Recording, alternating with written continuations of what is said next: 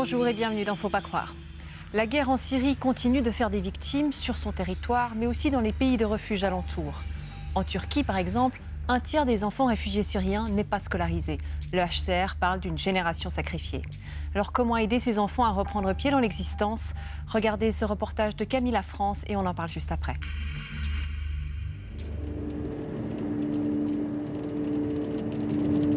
Derrière ce mur, construit à la frontière turque, des villages syriens. Les blocs de béton ne suffisent pas à éloigner les traces de la guerre voisine. Une guerre encore très présente dans les souvenirs des milliers de Syriens qui ont trouvé refuge en Turquie et qui tentent de reconstruire leur vie dans ce nouveau pays.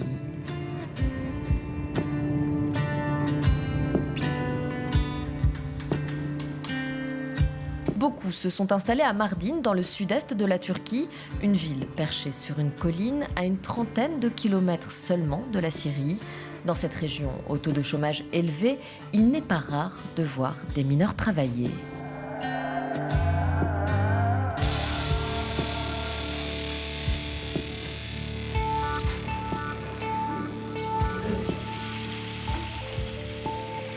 Dans ces familles, les enfants ont grandi trop vite et les adultes peinent souvent à joindre les deux bouts.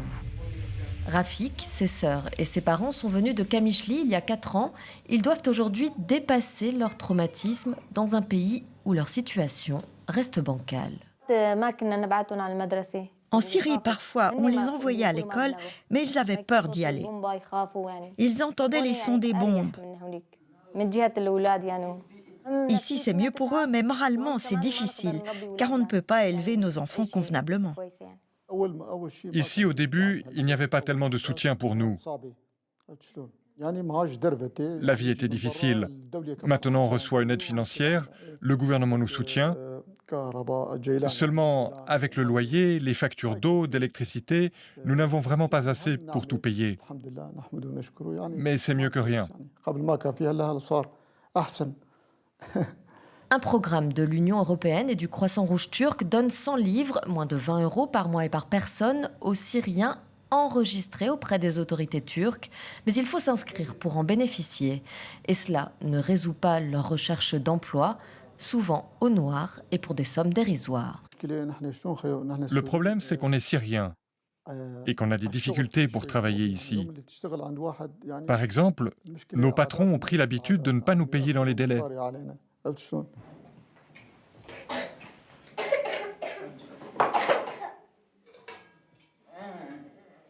Les maigres aides et des petits boulots permettent à la famille de se nourrir et se loger, mais les murs nus de son appartement racontent encore son nouveau départ et son manque de moyens.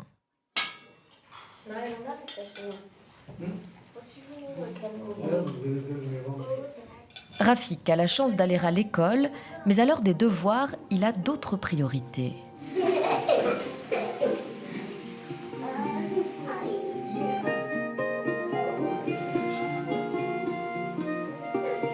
Les rares fois où son visage grave s'illumine, c'est quand il s'entraîne au cirque.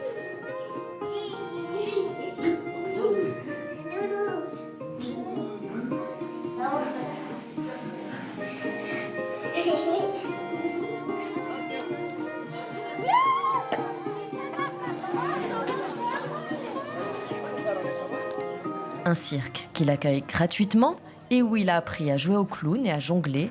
Il y donne même des spectacles.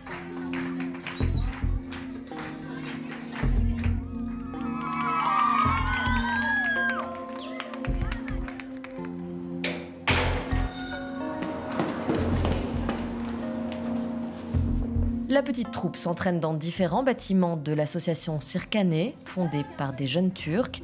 Victime de son succès, elle en compte désormais 4 à Mardin. Les enfants s'y rendent après l'école et le week-end, un moyen pour eux de s'évader. Est-ce que ce cirque te plaît? Quand ils arrivent ici la première fois, ils se collent à un mur pour se rassurer. Puis petit à petit, ils s'ouvrent, ils se donnent la main, acceptent le contact, se font confiance, et puis enfin ils forment une équipe. Ils construisent une sorte de société et allègent ainsi leur traumatisme.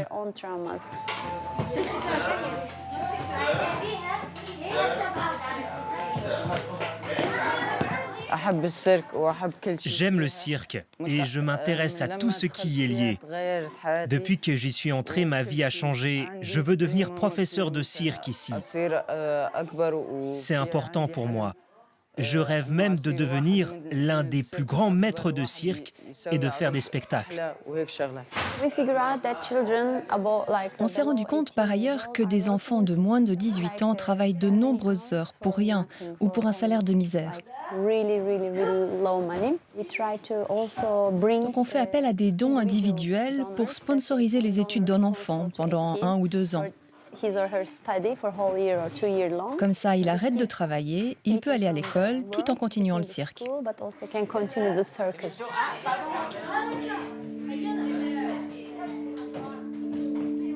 En Turquie, Rafik et son ami Haydar n'ont plus le même quotidien. Malgré les efforts de l'État turc, un tiers des enfants syriens n'ont pas accès à l'éducation. L'école n'est pas une priorité pour toutes les familles. Dans notre pays, on connaissait plein de monde. Quand on est arrivé ici, on n'avait plus personne. Ici, j'ai dû beaucoup travailler, dans des endroits différents, sans arrêt. Je ne vais pas à l'école, mais si je pouvais, j'irais. Le problème, c'est que quand j'ai essayé d'y aller, d'autres enfants nous frappaient. Et je ne veux pas revivre ça.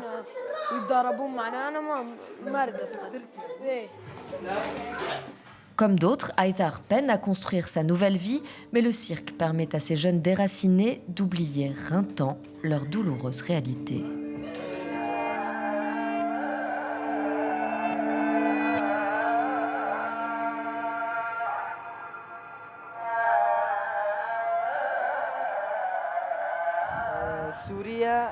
Voilà la Syrie, c'est à 30 km, là, à la frontière. On est passé par là, illégalement. Personne ne devrait voir la guerre, ce n'est pas une bonne chose. C'est plein de meurtres, de bombardements, les gens sont tués sans raison. J'ai traversé ça et j'ai détesté.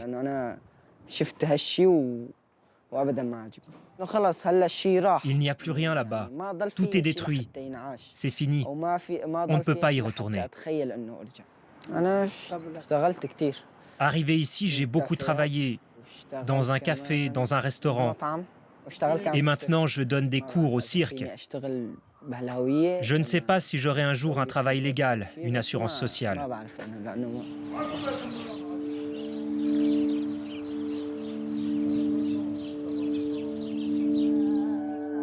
À 17 ans, Ayad, lui, s'inquiète déjà pour son avenir. Considérés comme invités temporaires, les Syriens ont un statut complexe ici et ne disposent par exemple du droit à la santé que dans leur région d'enregistrement. Le droit au travail légal permis sur le papier ne concerne en fait que quelques milliers d'entre eux. Leur statut à terme pose donc question, d'autant plus que le temporaire dure et que de plus en plus d'enfants naissent de parents syriens sur le territoire turc.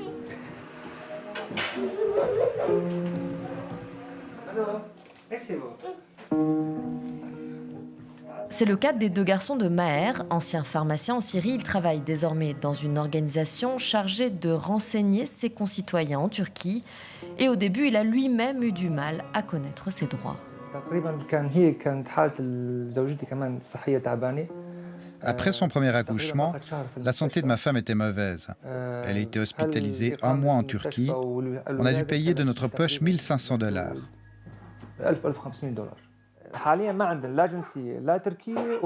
Aujourd'hui, mes enfants nés ici n'ont pas de nationalité, ni syrienne, ni turque.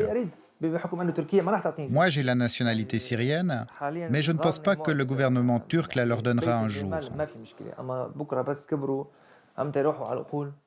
Maintenant, je peux m'occuper d'eux à la maison. Mais à l'avenir, sans citoyenneté, ni syrienne, ni turque, ils auront des problèmes et moins de droits que leurs camarades.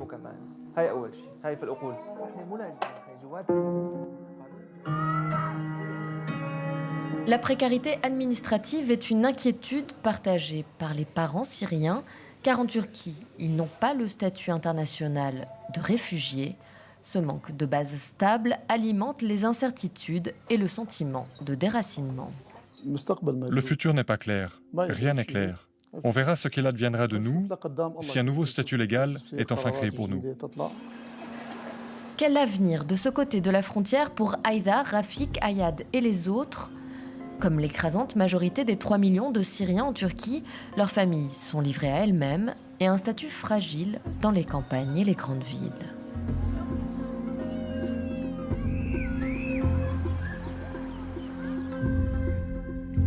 Bonjour Sofiane Kalfaoui. Bonjour. Vous êtes responsable de la protection à l'ONG Save the Children Suisse. Vous avez travaillé en Turquie notamment, au Liban, en Irak, donc dans des contextes de conflit avec les enfants. Comment vous êtes responsable de la protection? J'ai envie de vous demander comment les protéger, ces enfants? C'est une très bonne question. En fait, la protection dans ces contextes-là doit être adressée sous plusieurs angles. Je dirais qu'il y a tout d'abord la protection immédiate, donc l'enregistrement pour avoir un statut et pour avoir accès à des besoins, je dirais, de première nécessité et puis satisfaire ces besoins-là. Puis ensuite, il y a la protection psychologique, physique. Et comme on le voit, c'est une affaire d'avoir déjà un lieu où on se sent, je dirais, protégé physiquement, ne plus être dans une situation de guerre, mais aussi avoir un lieu, comme on en parlait précédemment, aussi d'avoir peut-être cette plateforme pour canaliser ses émotions pour un enfant, qui puisse retrouver un appui psychosocial et pouvoir retrouver son enfance qui a été souvent effacée pendant plusieurs mois ou années. Vous avez parlé précédemment avec notre deuxième invitée. Bonjour Nathalie Diaz. Bonjour. Vous êtes psychothérapeute à l'association Appartenance à Genève. Vous accompagnez des enfants migrants notamment. Alors tous les réfugiés que vous accompagnez n'ont pas vécu des contextes de guerre, mais quand même, quel est le point commun à ces enfants? Quels sont leurs besoins prioritaires? Vous voulez dire entre les enfants victimes de traumatisme? Ceux avec lesquels vous travaillez, qui vivent la migration et donc c'est l'exil en fait. D'accord. Alors, tous ces enfants ont connu, en tout cas, ce qu'on appelle une rupture, de multiples ruptures, une discontinuité qui entraîne toute une série de conséquences sur leur bien-être psychique. Un déracinement, comme le dit l'enfant, j'ai dû partir de chez moi, j'ai quitté mes copains, j'ai quitté mon pays. Donc, effectivement, il y a toute une série de pertes qui sont vécues, qui peuvent encore se rajouter aux éventuels traumatismes subis par ces enfants selon les contextes dans lesquels ils vivaient dans leur pays. Alors, on l'a vu, la question de la scolarisation est assez cruciale. De nombreux enfants ne sont pas scolarisés en Turquie, les enfants réfugiés. Depuis 2018, la Turquie a décidé de rendre obligatoire l'école pour les enfants de première, 5e et 9e année. Certains seulement, donc. Et puis, tout ça, ça prend du temps. Pourquoi c'est si compliqué de scolariser ces enfants, finalement? En fait, en Turquie, aujourd'hui, on est dans un système à 2 vitesses, où le gouvernement turc, d'une part, a ouvert en effet ses écoles aux enfants d'origine syrienne, mais à l'inverse, ces écoles-là n'ont pas la capacité physique, nombre de classes, nombre d'enseignants, d'accueillir ces enfants-là. Ensuite de ça, comme on l'a vu dans le reportage, il y a beaucoup de violence, de rejet, de stigmatisation des enfants syriens qui ne parlent pas la langue turque, de 1, et souvent qui vivent très loin des lieux d'éducation. Donc tous ces éléments cumulés ensemble sont autant de barrières à l'éducation formelle en Turquie. Et pourquoi c'est si important l'école pour le bien-être des enfants finalement? En fait, c'est vrai que la protection et l'éducation sont souvent intimement liées. C'est-à-dire qu'un enfant qui est scolarisé retrouve une forme de continuité, retrouve un lien social, peut s'engager dans une routine positive, avoir des repères qui sont forts. Un enfant qui est déscolarisé, à l'inverse, qu'est-ce qu'il va faire de ses journées? Souvent, il travaille au noir, illégalement, dans des activités qui mettent sa vie en danger, souvent, et en plus de ça, sans perspective. Donc on voit que l'éducation et la protection sont souvent, je dirais, les deux facettes de la même pièce. Du point de vue de l'équilibre psychique, c'est important aussi de pouvoir aller à l'école, Nathalie Diaz. Bien sûr, c'est primordial. C'est primordial. Ça permet aussi, comme vous disiez, de se réinsérer dans un groupe. Ces enfants qui ont connu certains traumatismes sont comme en dehors du monde. Donc de pouvoir être à nouveau participant d'un groupe d'enfants, de pères, c'est vraiment essentiel pour leur bien-être. Ça leur permet également d'accéder à une langue du pays d'accueil, du coup espérer pouvoir s'insérer dans cette société. Ça leur permet de se projeter à plus ou moins long terme dans un avenir, dans un avenir professionnel. Donc c'est essentiel. C'est un retour à la normale, en quelque sorte. C'est une forme de normalité, l'école. Oui, alors normalité, c'est un bien grand mot, mais en tous les cas, effectivement, c'est retrouver une vie d'enfant qui a été bafouée. Toutefois, ça peut être difficile aussi, selon les traumatismes qui ont été vécus par les enfants, où on voit souvent des enfants qui ont des troubles d'apprentissage, des troubles de l'attention, des troubles de la mémoire, des troubles du comportement. Donc il y a toute une série parfois de séquelles qui sont vécues par les enfants qui peuvent être déroutantes aussi parfois pour les enseignants, et ça mérite qu'il y ait des communications entre les mondes professionnels pour essayer d'accompagner au mieux cet enfant aussi dans cet univers-là. Sofiane Khalfaoui, Save the Children a notamment des programmes de construction d'écoles, aussi de formation des enseignants en Syrie. Parce qu'en Syrie, alors, il y a énormément d'enfants qui n'ont pas été scolarisés, et ce depuis des années, suivant les régions qui sont en guerre depuis le début. Est-ce que ce retard, il est rattrapable? C'est une très bonne question. J'aimerais vous dire oui. Après, la réalité est la suivante, c'est-à-dire que des enfants qui ont été scolarisés pour une partie de leur enfance, on pourrait toujours, via des programmes accélérés, des programmes de rattrapage, refaire du lien, créer des passerelles scolaires. Pour ceux qui n'ont jamais été à l'école, ce processus de développement cognitif et psychologique est difficilement, je dirais, rattrapable au sens de rattraper un niveau d'un enfant qui a l'âge qu'ils ont. Cependant, il y a différentes initiatives qui sont prises, et comme on le mentionnait à l'instant aussi, une scolarité réussie dans un conflit, c'est aussi la multiplication des facteurs sur lesquels il faut travailler. Il y a l'accès à l'école physiquement, mais il y a aussi la dimension psychologique, la sécurité émotionnelle de l'enfant, qui font que oui ou non, il arrivera à se consacrer à l'apprentissage. Et ça, cette sécurité affective des enfants, elle se reconstruit comment?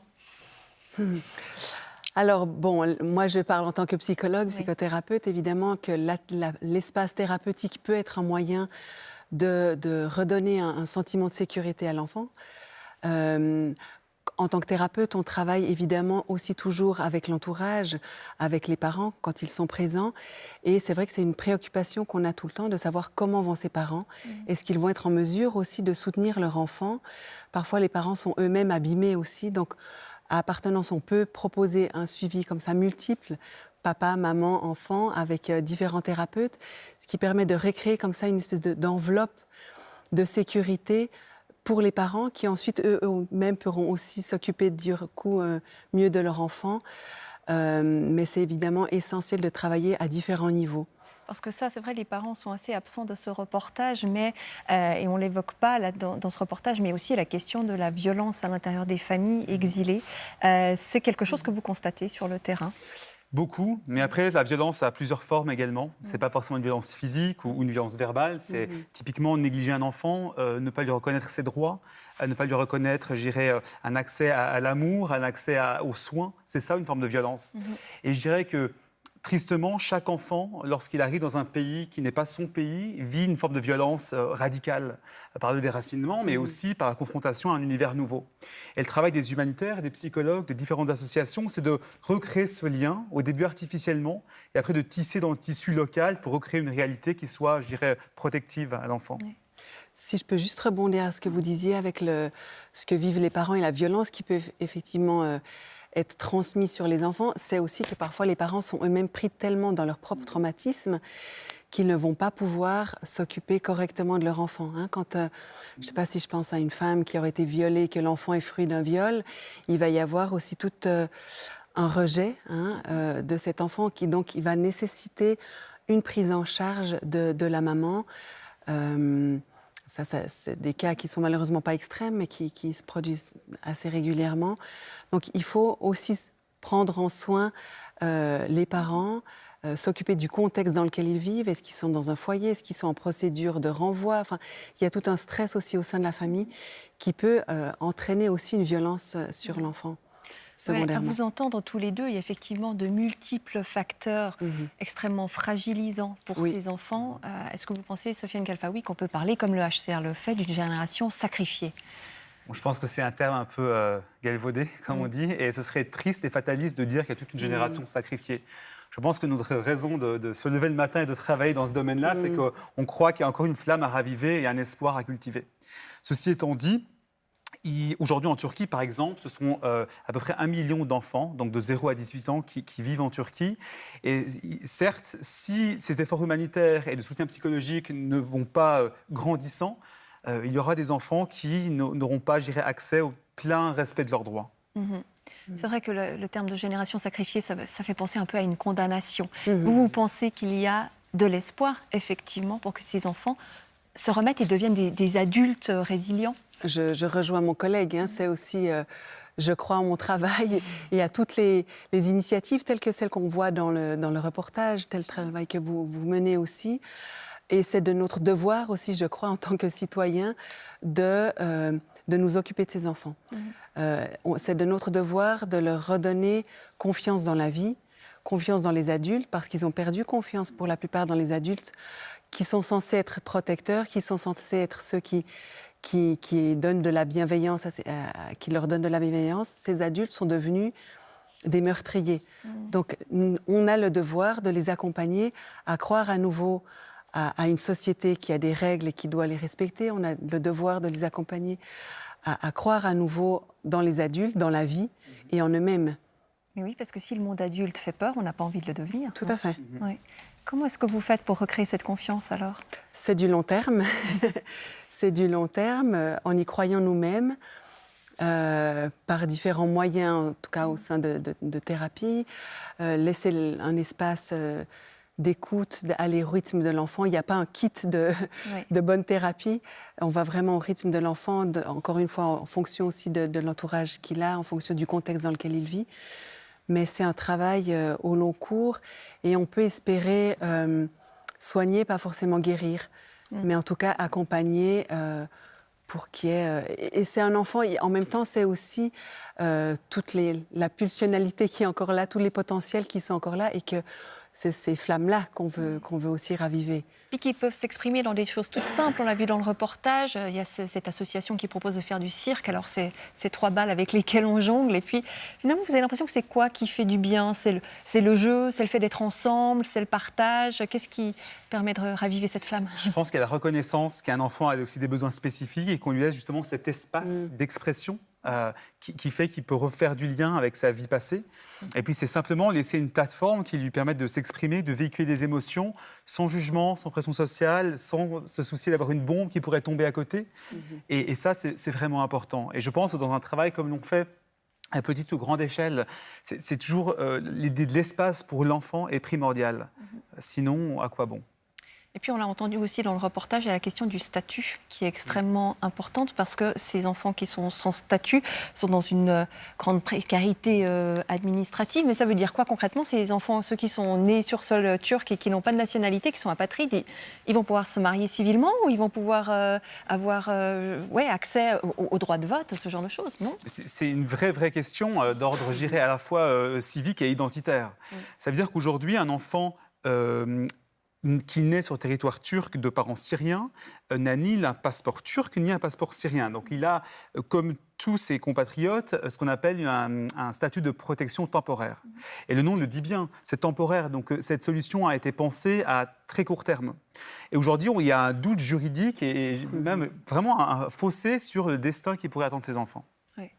Alors en Suisse, bien sûr, les enfants sont scolarisés, ont un statut, quoique les enfants de personnes sans papier, comme on dit, là aussi, il y a une précarité pour ces enfants-là, particulièrement. Totalement.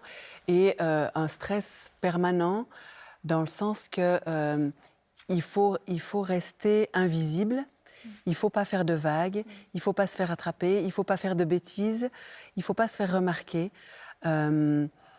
Et c'est une pression énorme qui est vraiment complètement délétère. Ça dit quoi, ça, sur le psychisme d'un enfant, de devoir être toujours dans la clandestinité, en fait? Après, chacun va réagir à sa façon aussi, mais on peut voir des comportements anxieux, des comportements dépressifs, ou alors une agressivité aussi, une rébellion aussi face aux parents.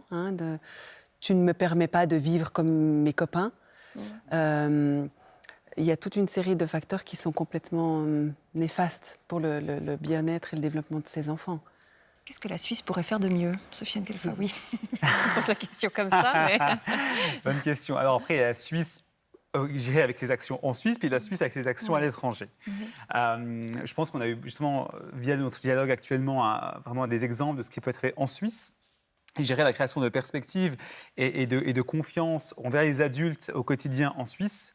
Après, à l'international, comme dans le reportage, je pense que la population suisse est une population consciente, éveillée sur les problématiques du monde, et c'est un soutien continu. Il ne faudrait pas qu'aujourd'hui, parce que la crise syrienne perde sa présence média, qu'on l'oublie. Parce que la crise syrienne, c'est en Syrie et puis dans tous les pays environnants. Et je pense qu'il y a un élan à maintenir. Il y a la crise syrienne, mais il y a aussi la crise migratoire qui, elle, ne faiblit pas. Comment est-ce que ces enfants qui sont immigrés vivent tout ce que l'on peut dire des migrants? Est-ce que c'est quelque chose dont ils vous parlent, finalement? Est-ce qu'ils le prennent aussi comme une identité propre? Je suis migrant. Alors, ce qui me vient à l'esprit, c'est par exemple, justement, au niveau du statut qu'ils ont, quand il y a des sorties scolaires, ils n'y ont pas droit. Donc, et ça, je trouve ça très dommage. Et je me disais, est-ce qu'il n'y a pas quelque chose à penser là autour une petite autorisation, un petit laissez-passer provisoire? Parce que ces enfants, certains se sentent quand même déjà différents du fait de ce qu'ils ont vécu, surtout quand ça a été des choses extrêmes. Comme le dit cet enfant, la guerre, il ne faudrait pas la voir. Et ces enfants, ils ont vu des choses qui ne devraient pas être vues, parce que c'est des choses qui ne devraient pas exister. Ils les ont vues et ça peut leur faire se sentir aussi différents des autres. Et ces petits exemples de ne pas pouvoir accéder aux sorties scolaires, c'est encore une marque supplémentaire de tu es différent. Il peut se vivre comme ça des sentiments d'exclusion à plus ou moins grande échelle. De marginalisation. Sofiane Khalfaoui, prenons un petit peu de distance, mais on parle d'une situation précise en Syrie, en Turquie, ici en Suisse. Est-ce que Save the Children peut évaluer à combien d'enfants à travers le monde voient leurs besoins prioritaires non satisfaits, non remplis, qui sont en souffrance par rapport à ça? J'aimerais beaucoup vous apporter une réponse quantifiée et précise. C'est pas possible. Par contre, 2 tiers des enfants de par le monde ont un besoin primordial non satisfait. Ça peut être l'éducation, la santé. C'est évidemment des chiffres qui sont, sujets à interprétation et malléables, mais du moins aujourd'hui, l'enfance, malgré toutes les conventions qui existent, malgré tous les... Save the Children le voit bien, malgré un siècle de nos activités, c'est toujours des problématiques qui sont récurrentes et grandissantes. Grandissantes, c'est-à-dire qu'elles prennent de plus en plus d'ampleur en dépit des progrès qui sont faits. Exactement. Et pourtant, ça peut des fois laisser pensif. Est-ce que le modus operandi doit être différent? Je pense que la réalité, c'est simplement qu'aussi les problématiques se sont démultipliées, que les conflits du monde se sont diversifiés et que ça demande des interventions simultanées de telle ampleur qu'on ne peut pas, de par notre chaîne de travail, être partout en même temps, alors qu'il le faudrait.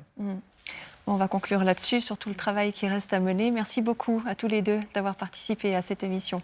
Merci. Et si vous souhaitez y réagir, vous pouvez nous écrire à l'adresse fautpascroire@rts.ch ou alors poster un message sur notre page Facebook.